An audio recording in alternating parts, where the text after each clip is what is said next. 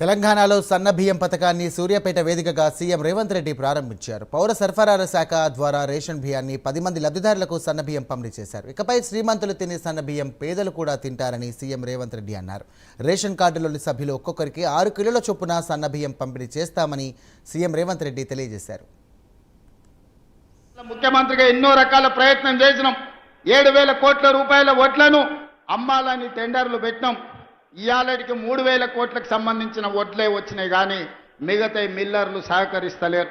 దీనికి ప్రధానమైన కారణం దొడ్డు బియ్యం ఇవ్వడంతో పేదవాళ్ళు దొడ్డు బియ్యం ఈరోజు వండుకుంటలేరు, తింటలేరు.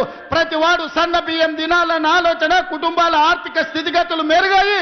ఈరోజు మనం పంచిపెట్టే దొడ్డు బియ్యం పేదవాడు వండుకుంటలేడు, తింటలేడు.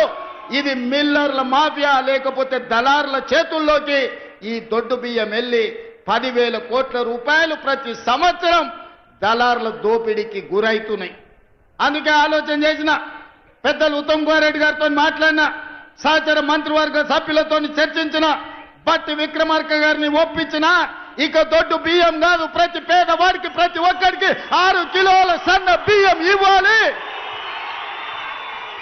ఉగాదో, దీపావళి, సంక్రాంతి పండుగ కాదు, పేదవాడి ఇంట్లో ప్రతిరోజు పండుగ ఉండాలి. సన్న బియ్యం వండాలి, పేదవాడి కడుపు నింపాలి. ఆ బాధ్యత మేము తీసుకోవాలి. సోనియమ్మ నాయకత్వంలో ఆలోచన చేసినాం. కొమరం భీముడు మొదలుపెట్టిన జల్ జమీన్ జంగిల్ పోరాటం నుంచి ఆ తర్వాతి తరంలో చాకలి అల్లయ్య, దొడ్డి కుమరయ్య, భూమి కోసం, భుక్తి కోసం, విముక్తి కోసం రావి నారాయణ రెడ్డి, ఆరుట్ల కమలాదేవి ధర్మ భిక్షం చేసిన పోరాటం, సాయుధ రైతాంగ పోరాటం తర్వాత ఇందిరమ్మ తెచ్చిన రోటీ కప్డా ఔర్ మఖాన్ పథకం తర్వాత విజయభాస్కర్ రెడ్డి, ఎన్టీ రామారావు తెచ్చిన బియ్యం, తెల్ల బియ్యం పథకం తర్వాత ఈనాడు గొప్ప పథకం ఏదైనా ఉంది అంటే ఈనాడు మనం ప్రారంభించుకున్న సన్న బియ్యం పథకం చరిత్రలో నిలబడుతుంది.